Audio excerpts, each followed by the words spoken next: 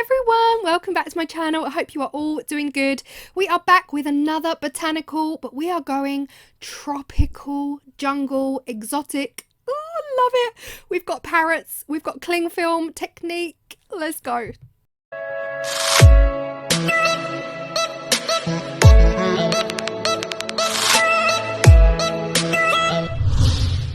Now, I actually lost all of the footage of me showing you all of the things that I'm going to be using in this video. So I don't know what happened to it, but here we are. I am using foils. So I'm using very similar things to previous projects. The foils, the stones. I'm not using tattoos in this one, but I am using the fake leaves. And I decided I really wanted parrots. Now, I searched everywhere.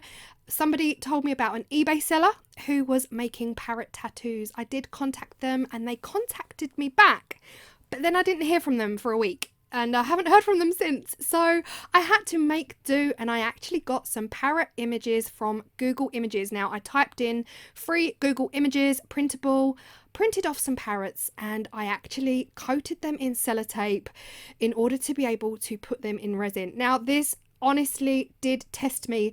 This is one of the projects that I wanted to do so desperately after my last cling film technique video.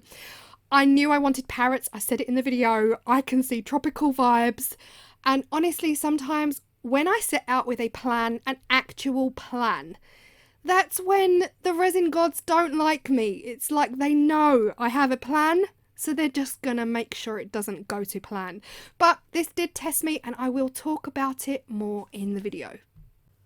The first thing you saw me do was lay down some copper foil. Now, I have used gold in previous videos, but I thought because we're going tropical, I'm gonna go a little bit extra and use the copper, and it honestly paid off. I'm so happy I did. The next thing I did was mix up some clear resin. Now, the clear resin is really down there to take the leaves, the dried leaves. I'm using the same Resin Pro green in this video that I've used in previous videos. So a lot of the things I'm using, they're all similar as previous videos.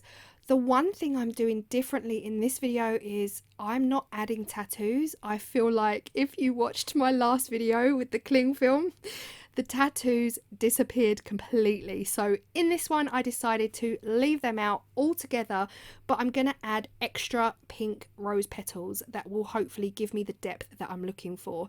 So I am using Vista in this video. I am using Vista Turbo, the same kind of fast setting resin that I've used in all of my trays so far. It's just so easy to use a resin that cures fast when you're doing multi-layered pieces. But I do have to say that Vista Turbo is not designed for thin pours like this. It's designed for deeper pours, almost like to fill the tray up. It's designed for that kind of level, but still it works. So here I am adding my rose petals. Now, I got my rose petals from Polly's Petals. I have mentioned them in previous videos. I purchased them myself. I'm adding a lot more rose petals into these trays than I've added on previous trays. Yeah, it all flew out. This is where it all started to go wrong. The end results are great, but boy oh boy did this project test me. So I'm shoving those petals down around the rim. The only other thing I'm adding into the rim is going to be that green mica powder that you saw me mixing up before. This is Resin Pro. So I'm adding stones into the clear spaces, but I'm also filling up the rest of the rim with the green. I already knew I was going tropical vibes, and I knew I was going back with the cling film technique. Even though I use polyurethane drop sheet, I don't use cling film. And I thought that this green mica powder would be the perfect colour to offset the Let's Resin Chameleon powder that I use for the cling film technique. So, and it really was. Honestly, I cannot tell you how beautifully they matched, but already I'm loving the colour of the green against the copper. It is absolutely beautiful. So I just went ahead and I finished off the rim. If this is the first video you are watching of mine, I'm just letting you know that we're only doing the rims because we want the surface to be clear because we're laying down some pressed dried leaves. Now, honestly, this is going to be the last in the series from me of the Botanical because I can't carry on. I can't keep buying leaves. This is the issue. I've just bought yet another pack of leaves. You see me cutting it there. And you did see me there without a glove on my hand, but I was just laying down some rose petals and it was easier to do that without a glove on. Now here I'm just getting ready to lay some leaves down.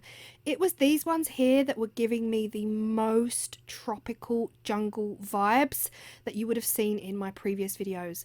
But I also really wanted to be super careful with them because, oh man, they fall apart like no other dried leaf. Like, they're so hard to keep intact, fully intact.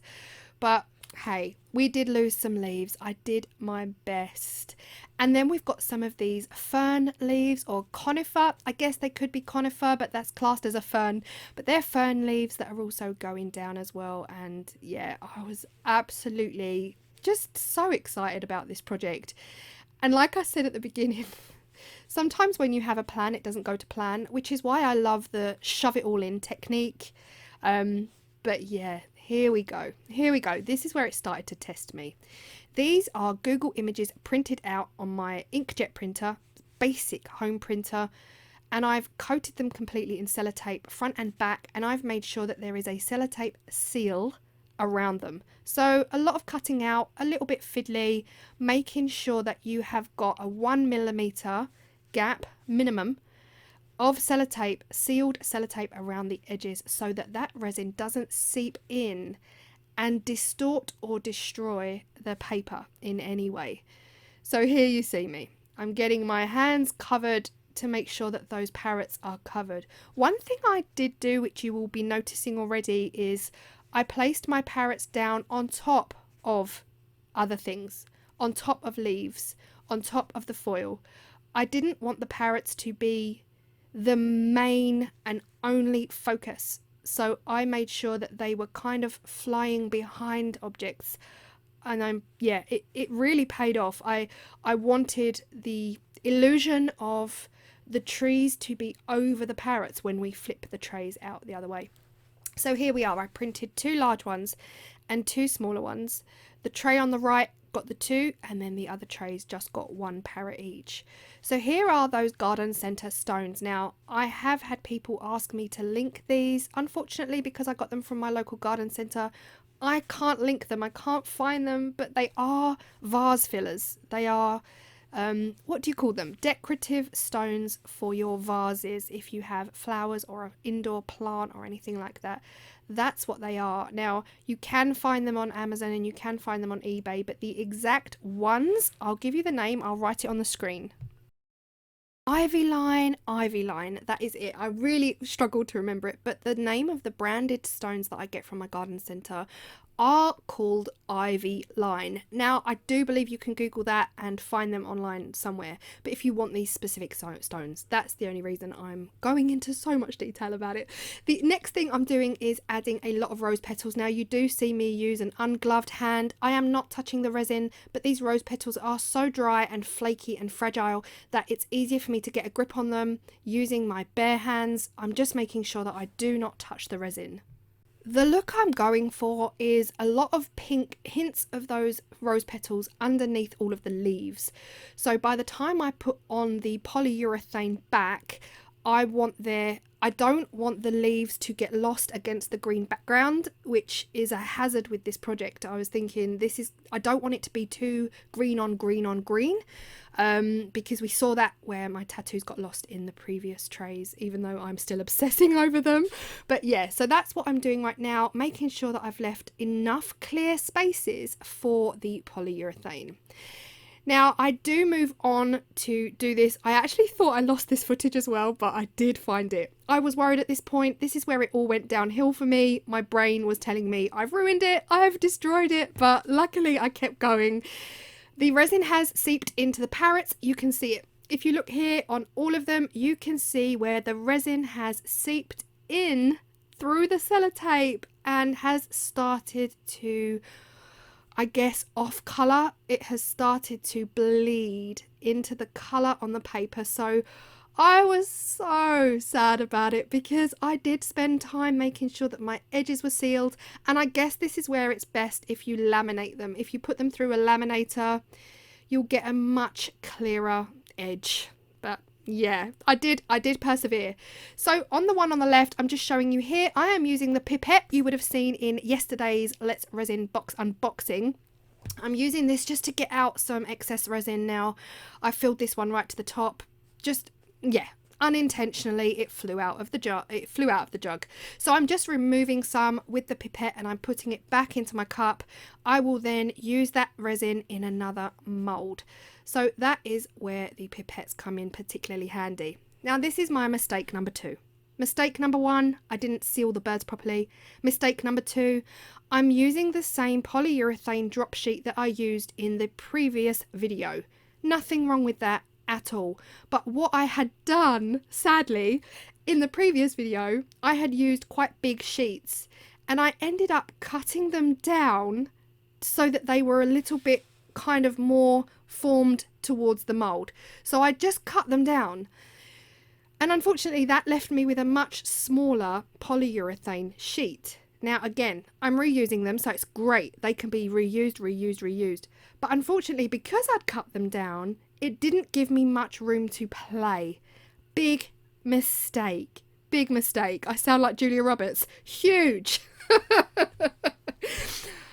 So basically, I'm laying them down. They're working perfectly. They're great. They're perfect. You know, all of that. It's brilliant. It's great. And when it came to pinching them, because I'd cut them down from their original size, it didn't give me much left over. It didn't give me leeway to be generous in my pinching. So I do go through this. It was the pinching part of the video that I also lost. But if you want to know how to pinch, they're in all of my previous videos. I'll tag them here. I'll put them here. But yeah, it went down a dream. I was really happy at this point. I was excited to see the end results because, yeah, they are fabulous, guys. I'm not going to lie, they're fabulous. But this was my second mistake. And this is where this project really tried me. It really did try me. All I'm going to do here is lay them down flat. I do go ahead after this. I leave it about half an hour and I go in and I pinch. And this is what happened. You see here, this is what they look like once pinched. And parts of that polyurethane had gone down inside the resin without me realising, and it just caused me a whole heap of problems. Look at this. Oh my gosh. It was just like bringing back all that trauma. It was bringing back the cling film trauma where I got cling film trapped inside, and oh my gosh, I was honestly, there was a lot of, the air was blue. It's because I'd cut it down and I didn't leave a generous amount of that polyurethane out over the edges. You need to have it out over the edges because look, it had gone down inside the resin. The resin had gone up and over. So the resin had come up and over the polyurethane, trapping it in, oh, listen, don't do this. Do not be like me, okay? I'm sharing this with you so that we all learn from it. We all can learn that this is just not the way it's done. This is not the way it's done.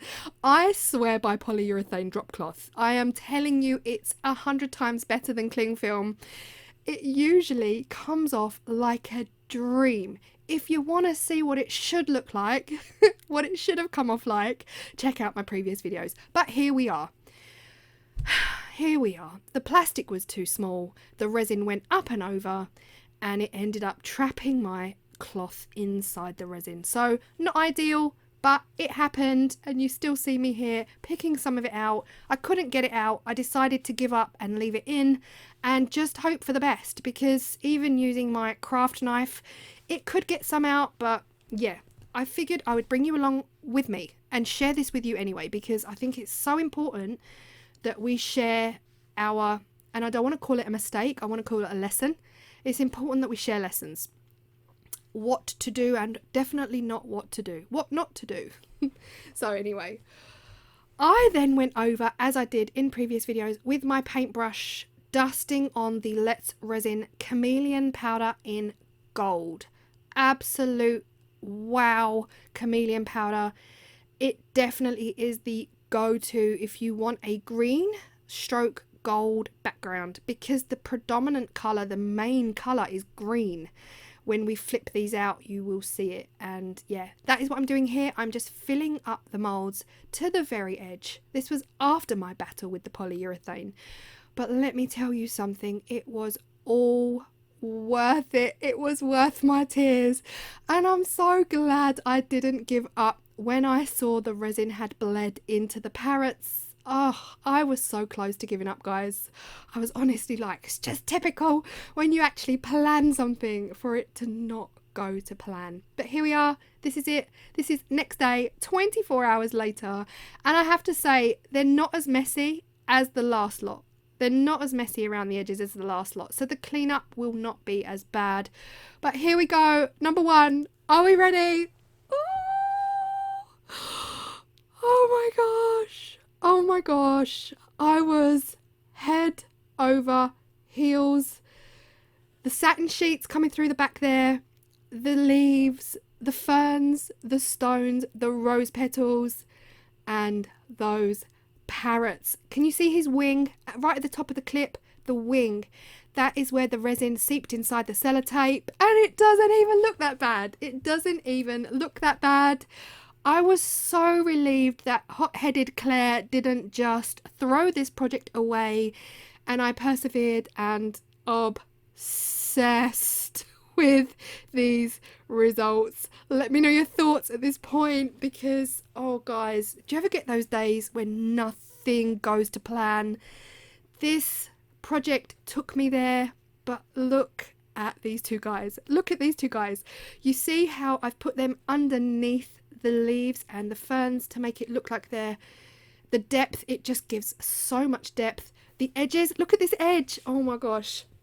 The rose petals against that green mica, unbelievable. And here you see these gold balls. These gold balls, they were huge air pockets created by the polyurethane, and I shoved a load of mica in there and they just look like gold balls. I think incredible. The copper works, the edges work with these stones, and this one, oh my gosh, the satin sheet, the velvet sheet technique, the effect, look at it. Ha ha ha, so happy. I was going to say 100% my favourite, hands down my favourite. But there you see some air pockets on the surface. Again, not an issue because we are top coating. I'm going to take you through, if you're still here, I'm taking you all the way through to the cork back finish. We are finishing these thoroughly. But first, we need to top coat these absolute dreams. Oh my gosh, I love them so much. I am using the same resin again to top coat, but first I'm going to get these edges off now. I'm going to show you how I did that. This is a craft knife, and this is where some of the edges spilled out and over. That was mainly due to using the polyurethane drop cloth. It kind of persuades the resin to seep up and out and over the edges of the mold, and it's fine because, you know, I'm just going to carve these off with my craft knife. If you are doing this, please be safe. Do not follow me. I'm just showing you what I do. This is definitely not a tutorial on how to use your craft blade to cut resin. Just be safe. Here is the top coat going on, and oh my goodness me. Honestly, I had such a bad resin day this day, but I just feel like with perseverance, trusting the process, and perseverance is key when you're doing projects like this. The resin did seep into that paper, but it didn't destroy it. It didn't destroy it. This is the finished result after top coating.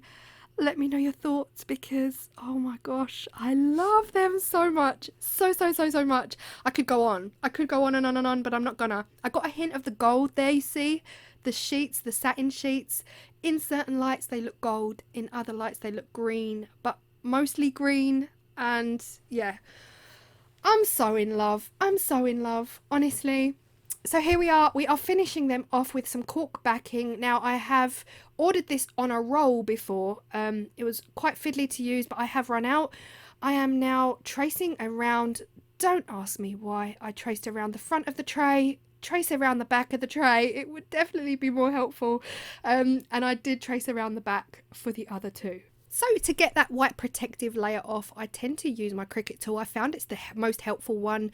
Trying to peel it off myself, I end up damaging the cork. This stuff is super fragile, which is kind of frustrating a little bit. And here it is being stuck down. Now I'm telling you, if you decide to use cork, this stuff is virtually impossible to get back off. You definitely wouldn't be able to peel it off in one piece. It would come off in about 1,000. So here I am just stamping the base with my branded stamp. I got this from Lothian Woodworks. If you are interested in the branding stamp, I will link it below. I purchased it myself, not sponsored. And I got some great advice on my Instagram to actually use my heat tool, because the ink I use stays wet for so long. I'm talking days, guys. Days.